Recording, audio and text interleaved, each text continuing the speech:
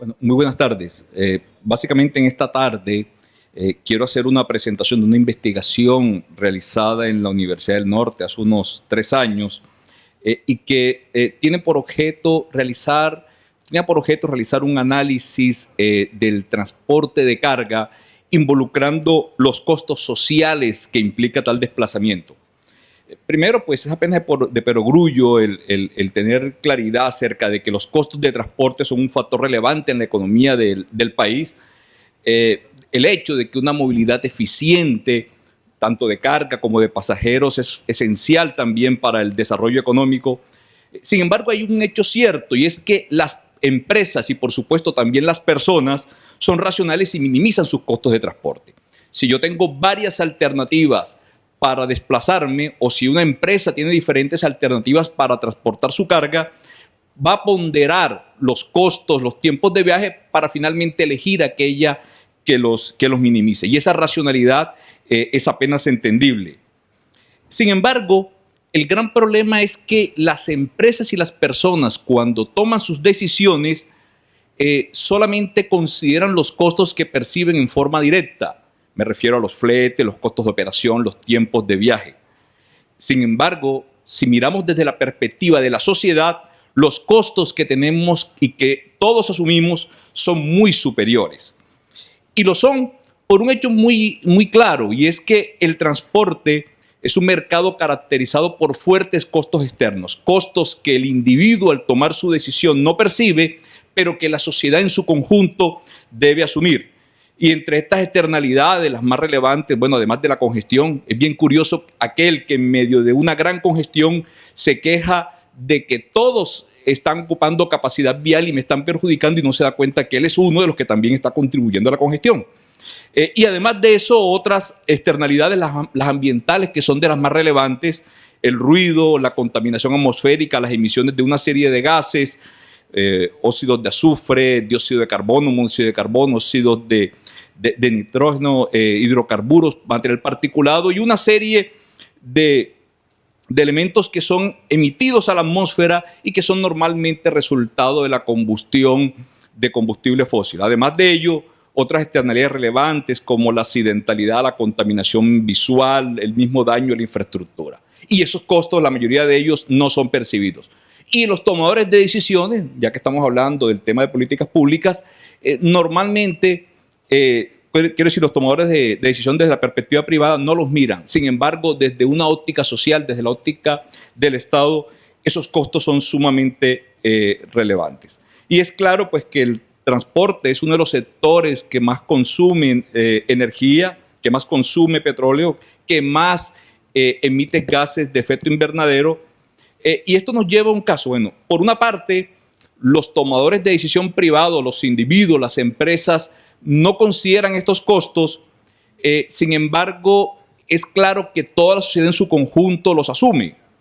Y esto nos lleva a que definitivamente el óptimo privado, el óptimo de esa empresa o de esa persona que toma la decisión no coincide con un óptimo social.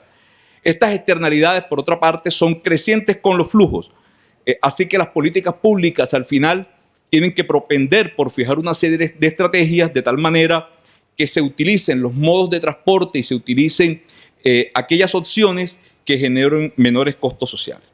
Ahora, ante la presencia de estas externalidades que infortunadamente tenemos y que, bueno, es parte esencial en el análisis de transporte, es evidente entonces que la ausencia de intervención en el mercado no logra el óptimo social. En otras palabras, en estos mercados la mano invisible no funciona. O sea, el óptimo que se va a dar si no hacemos nada no coincide con el óptimo social. Sin embargo, el análisis económico de alguna manera revela que hay un nivel óptimo de externalidades, no podemos eliminarla, nosotros necesitamos transportarla. La solución no puede decir sencillamente no nos vamos a transportar. Usted necesita desplazarse, los productos que usted consume necesitan ser transportados. Se trata entonces de mirar cuál es ese óptimo y buscar y establecer los instrumentos de gestión apropiados para poder alcanzarlo.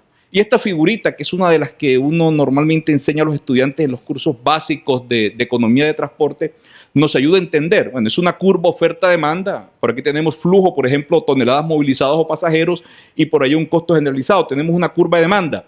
Fíjense que hemos puesto dos curvas. Por una parte, una primera curva, la que está más a la derecha, es una curva de costos medios, que son los costos que percibe el individuo, los costos que percibe la empresa. Y por otra parte, una curva que está por encima, que son los costos marginales, son los costos sociales. La diferencia entre los dos es las externalidades. El problema es que en ausencia de intervención, el equilibrio está en este punto. Sin embargo, el óptimo social es este otro. Bueno, esa área que está sombreada es lo que denominamos nosotros una pérdida social, ese triangulito que ustedes ven allí, y no es más que ese costo que la sociedad en su conjunto asume. El gran problema es cómo lograr el óptimo social. Bueno, en este caso habría que fijar algún tipo de instrumento para que quien toma la decisión pueda cubrir esa externalidad.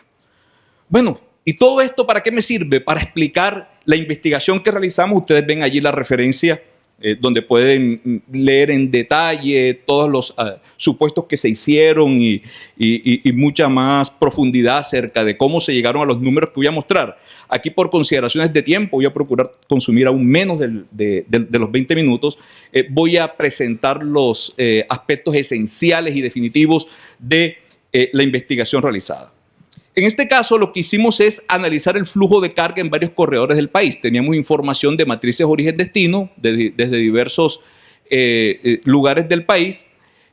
Consideramos y modelamos una red multimodal y el objeto del proyecto era evaluar los costos sociales en distintos modos: carretera, ferrocarril, fluvial. Es decir, para ir de distintos orígenes, de un origen a un destino, considerando diferentes medios de transporte, cuáles eran los costos sociales. Es un ejercicio interesante y además novedoso, porque casi siempre cuando efectuamos asignaciones pensamos solamente en los fletes, en los tiempos de viaje, es decir, en los costos percibidos. En este caso, nosotros involucramos todos los costos, todas esas externalidades valoradas económicamente que anteriormente mencioné. Bueno, se evaluaron en total siete corredores, pero yo quiero hacer énfasis, y mi presentación va justamente a acentuar sobre ellas los corredores 2 y 3, que eran corredores en los cuales teníamos la posibilidad también de utilizar el río Magdalena para efectuar este transporte. Es decir, en el caso del corredor 2 de la zona de Santander hacia el Cesar, teníamos 3 posibilidades: carretera, tren, río. En el caso del corredor de Cundinamarca hacia el Atlántico, teníamos en este caso la carretera y el río como alternativas. Bueno, ustedes encuentran aquí todos los parámetros utilizados al modelo. No quiero ahora ahondar sobre ello porque finalmente pues eso se encuentra en el artículo, pero sí quiero yo presentar aquí y comparar los costos externos. Bueno, infortunadamente el río no se ve muy bien, pero quiero que nos detengamos en las rutas 2 y 3, que fueron aquellas en las que mencioné que existía la competencia entre el río y otros medios de transporte. Y observen la escala, que es una escala prácticamente logarítmica, la escala vertical. Noten ustedes que en el caso del corredor 2, del segundo corredor, los costos externos, o sea, me estoy refiriendo yo no a aquellos costos percibidos, sino a los costos que la sociedad en su conjunto asume, por tonelada, en este caso el análisis está realizado por tonelada, es un poco más de 100 veces superiores a los del río. Un poco más de 100 veces superiores a los del río. Y en el caso del tren, cuando lo comparamos con el río, del orden de 10 veces superior. Igual conclusión se llega cuando nosotros comparamos, en este caso, la carretera con el río Magdalena. Nosotros propusimos que estos costos sean internalizados, es decir, ya que la carretera produce unos costos externos muy superiores al tren y también, por supuesto, al río, desde el punto de vista óptimo social, lo que hay que hacer es penalizar la carretera, ¿ya?, para lograr una redistribución modal en este caso. Y dependiendo de cuál es esa proporción, ese porcentaje de internalización, o sea, qué tanto de ese costo externo, ese costo social es penalizado para la carretera, nos damos cuenta pues la forma como disminuye significativamente la proporción de mercado de la carretera. En síntesis, en este momento lo cierto es que estamos subsidiando la carretera. O sea, los costos externos que están generando no son cubiertos plenamente a través del valor de los peajes y otras erogaciones que en este momento tienen. Como conclusión, nos hemos detenido en el hecho de que el transporte incuestionablemente es un mercado lleno de fuertes externalidades negativas, por lo cual ese óptimo del mercado no coincide en modo alguno con el óptimo social. Los costos externos estimados fueron de, bueno, eso es 0.014, o sea, 1,4 centavos de dólar por toneladas, kilómetros para la carretera, 0.00105, muy inferiores para el caso del río, o sea, unos 130, 140 veces inferior en el caso del río, y en el caso del ferrocarril, aproximadamente unos 10 veces superior al caso del río. Es interesante también notar que en las carreteras esos costos no percibidos equivalen al 37% de los costos internos, ¿ya? En tanto que en el tren son del 12% y por el río apenas el 1%. Por supuesto, me estoy refiriendo netamente a la operación. Me estoy refiriendo netamente a la operación de transporte, no a las implicaciones que tienen los proyectos para fines de navegación. En ese sentido, desde el punto de vista de las políticas públicas, nuestra propuesta apunta a que para llegar hacia ese óptimo social, o por lo menos acercarse, se deben entonces proponer acciones políticas que penalicen los modos que generan mayores externalidades y estimular, de alguna forma, los que generan menores costos sociales, procurando un apropiado análisis beneficio-costos a fin de que efectivamente se logre una rentabilidad social positiva. La navegación por el río Magdalena, en cualquier circunstancia, va a generar una disminución importante en los costos derivados del transporte. Muchas gracias.